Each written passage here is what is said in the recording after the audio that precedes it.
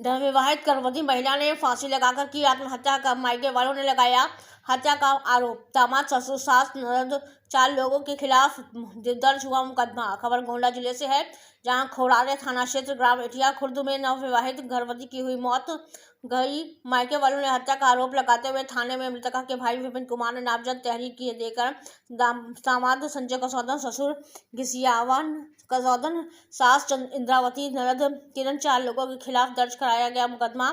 घटना की सूचना पाकर पहुंची पुलिस जांच पड़ताल में जुटी। आपको बताते चले, शुक्रवार को इटवा खुर्द गांव में संजय गुप्ता उर्फ हनुमान की पत्नी प्रीति 26 वर्षीय नवविवाहित गर्भवती महिला घर के अंदर कमरे में एक दुपट्टे के सहारे फांसी के फंदे से लटकता हुआ शव मिला।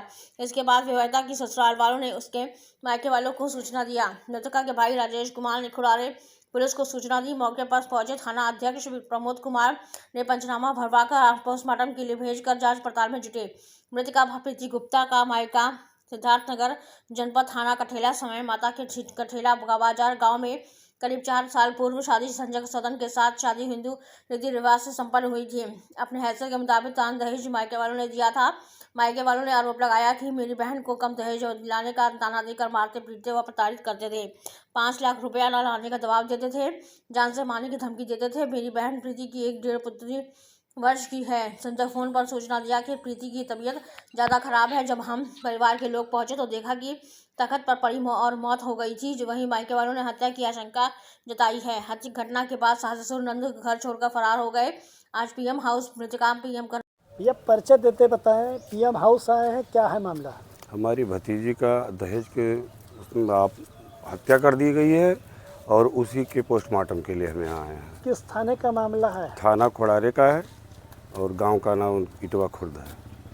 कैसे आपको जानकारी मिली कि हत्या होगी? वहाँ तो बताया जा रहा है आत्महत्या है। कल सुबह 10 बजे के आसपास हमारे भाई साहब के मोबाइल पर फ़ोन किया गया कि लड़की का तबीयत ख़राब है, आप तुरंत घर चले आइए। तो उन्होंने पूछा कि तबीयत ख़राब है तो कहाँ आना है। इन्होंने कहा कि घर पर ही आना है। तो हम लोगों को आशंका हुई कि अगर वो बीमार है तो घर पर क्यों है, किसी अस्पताल पर उसे क्यों नहीं बुलाया गया कि आप फला जगह अस्पताल पे आइए, हम लोग लेकर वहाँ जा रहे हैं। तो भाई साहब हमारे और भतीजा मेरा बड़ा, वो लोग घर पर आए और आकर यहाँ देखे तो उसे बिस्तर पे लिटा दिया गया था। ये कहा गया था कि इसने फांसी लगा ली है और ये हम उतार के इसको लिटा दिए हैं। फिर यहाँ से फ़ोन गया, फिर और परिजन महिलाएं सहित जो भी अपने बंधु बांधव थे उनके साथ हम लोग यहाँ आकर फिर कानूनी प्रक्रिया जो भी है उस चीज़ आपने आए तो क्या देखा? हमने देखा उसको जो है हमारी बच्ची को लिटा दिए थे और उसके जिस छत पे जहाँ बता रहे हैं कि छत से इस पंखे से लटक के इसने आत्महत्या की है, उस पंखे पर किसी भी प्रकार का कोई वहाँ एविडेंस ऐसा नहीं है कि उसका कैप टूटा हो या कुछ हो। 8 फुट की हाइट है उनके छत की अप्रॉक्स, जिसमें 1.5 से 2 फीट का तख्त लगा हुआ है। सीलिंग फैन की जो है रॉड लगी हुई है, डाउन रॉड, और उस रॉड के बाद अगर फंदा लगाया जाएगा तो क्या यह संभव है कि फंदे की लंबाई नहीं बढ़ेगी? अगर 6 फीट की लड़की है या 5 फीट की लड़की है, 2 फुट की तख्त 7 फीट हो गया, 1 फीट डाउन रॉड छत का होता है, सबको ज्ञात है और वहाँ मौके पर भी देखा गया। तो इसके पहले क्या लड़की ने कुछ बताया था कि हमें तुरंत त्रास करते हैं या उत्पीड़ित करते हैं? ये तो बहुत पुरानी बातें थी और शुरू से इस चीज़ को पैसे वैसे को लेकर सारी बातें कि हमें और पैसा चाहिए, ये चीज़ चाहिए, वो चीज़ चाहिए, हम गाड़ी बेच दिए, नई गाड़ी लेना है तो हमें उसमें पैसे की ज़रूरत है। भाई साहब की हमारी माली हालत अच्छी नहीं है, उन्होंने उस चीज़ से। ये तो अमूमन लोग आरोप लगाते हैं, मगर क्या उसने कभी ये भी बताया कि हमें ये परेशान करते हैं आप द्वारा? तो कभी उस चीज़ के लिए ये बता रही थी। बात तो मुझे कंप्लीट करने दीजिए। जैसे आपने कहा कि ये लोग सभी कहते हैं, वो एक अलग विषय है, पूरी बात सुनेंगे। जी बताएं। तो उसमें बार बार यहाँ की हम जो है तुम्हारे पिताजी से कह रहे हैं, वो नहीं दे रहे हैं। उसको एक 1.5 साल की बच्ची है, बेटी होने का जो है ताना, यहाँ तक कि वो इस समय भी पीएम हाउस है, रिपोर्ट में आपको भी विदित होगा, 8 महीने की प्रेगनेंसी से थी और उस अवस्था में उसको प्रताड़ित शारीरिक मानसिक हर रूप से किया जाता था। हम लोग पारिवारिक दबाव बराबर देते थे कि भैया मान लीजिए उनकी हैसियत नहीं है, वो नहीं कर पाएंगे जो करना था। आपको शादी ब्याह में साल शादी हुए हुआ 3 साल। तो 3 साल में 1-2 बार क्या उसने इस तरीके नहीं बताया जिस पर कानूनी कार्रवाई की जा सके?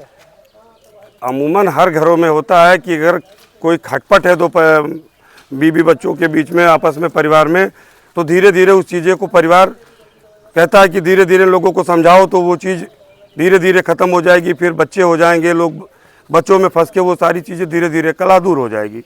3 साल का समय कोई इतना बड़ा समय नहीं होता है कि उन्हें संभालने का मौका ना देकर उनको कानूनी पेच में डाल दिया जाए। अच्छा, आपके जो दामाद हैं वो क्या करते थे? गल्ले का काम करते हैं, गांव-गांव गल्ला खरीदते हैं, घर पे किराने की दुकान है और गल्ला खरीद के ला के मंडी बेचते हैं। थाने में तहरीर आपने दिया? जी, हमारे थाने में हम भी थे, मगर तहरीर हमारे भतीजे के नाम से दिया गया है, फर्स्ट पार्टी उसे रखो। कितने लोगों के खिलाफ दिया गया है? 4। कौन कौन? पिता पुत्र घिसियावन और संजय कुमार, उनकी माता इंद्रावती और उनकी एक लड़की जो बड़ी लड़की है उसके खिलाफ। एक छोटी बच्ची है, उसको हम दोषी नहीं मानते हैं, वो अबोध है, उसको हमने उसमें जो है नहीं इन्वॉल्व किया है। मगर ये लोग मानने में थे, ऐसा आप लोगों का आरोप है? हाँ, ये लोग उसमें, इन लोगों की सहभागिता है, क्योंकि एक स्वस्थ महिला की हत्या अकेले कोई कर नहीं सकता है बिना उसमें सहभागिता के। बिना मिले तकिए में उससे सिंदूर का निशान है, या उसका तकिए से गला घोटा गया है, क्योंकि कोई भी महिला सिंदूर पीछे नहीं लगाती है कि वो तकिए में लग जाए। इस एविडेंस को हमने मान्यवर वहाँ जो समीक्षा करने गए थे उनको भी अवगत कराया है, और वो वहाँ से तकिया और दुपट्टा भी अपने पास लाए हैं।